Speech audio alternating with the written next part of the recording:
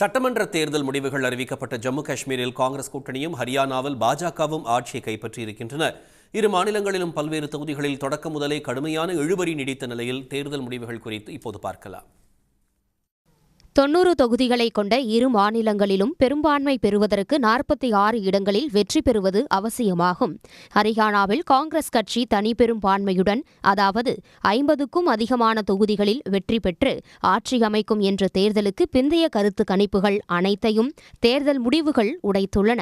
அதேபோல ஜம்மு காஷ்மீரில் யாருக்கும் பெரும்பான்மை கிடைக்காது என்ற கருத்து கணிப்புகளையும் மக்கள் பொய்யாக்கியுள்ளனர். ஹரியானாவின் 10க்கும் மேற்பட்ட தொகுதிகளில் 2000க்கும் குறைவான வாக்கு வித்தியாசத்திலேயே வாக்கு எண்ணிக்கை நீடித்தது சர்ச்சையை கிளப்பியது. குறிப்பாக தனேசர் தொகுதியில் நண்பகலில் பாஜக வெறும் 14 வாக்குகள் வித்தியாசத்தில் மட்டும்தான் முன்னிலையில் இருந்தது.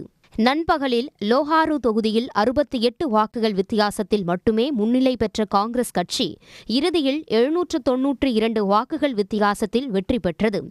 ஒட்டுமொத்தமாக பாஜகவுக்கு 39.89% வாக்குகளும் காங்கிரசுக்கு 39.08% வாக்குகளும் கிடைத்துள்ளன. காங்கிரசின் தோல்விக்கு உட்கட்சி பூசலே முக்கிய காரணமாக பார்க்கப்படுகிறது.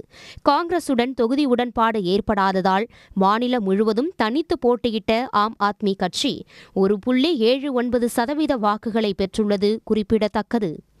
இதேபோல் ஜம்மு காஷ்மீரின் பல்வேறு தொகுதிகளிலும் காங்கிரஸ் கூட்டணி மற்றும் பாஜக இடையே கடுமையான இழுபறி நீடித்தது.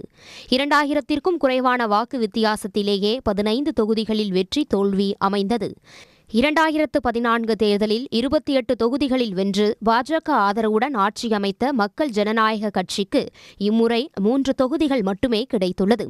கடந்த தேர்தலில் 25 தொகுதிகளில் மட்டுமே வென்ற பாஜக இம்முறை 29 தொகுதிகளை கைப்பற்றியுள்ளது.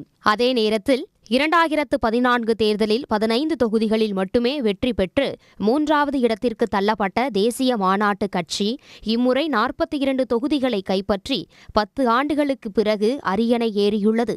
ஒட்டுமொத்தமாக ஜம்மு காஷ்மீரில் காங்கிரஸ் கூட்டணி 36% வாக்குகளையும் பாஜக 25.64% வாக்குகளையும் மக்கள் ஜனநாயக கட்சி 8.87% வாக்குகளையும் பெற்றுள்ளன. உடனுக்குடன் செய்திகளை தெரிந்து கொள்ள சன் நியூஸ் பெல் ஐகானை கிளிக் பண்ணுங்க.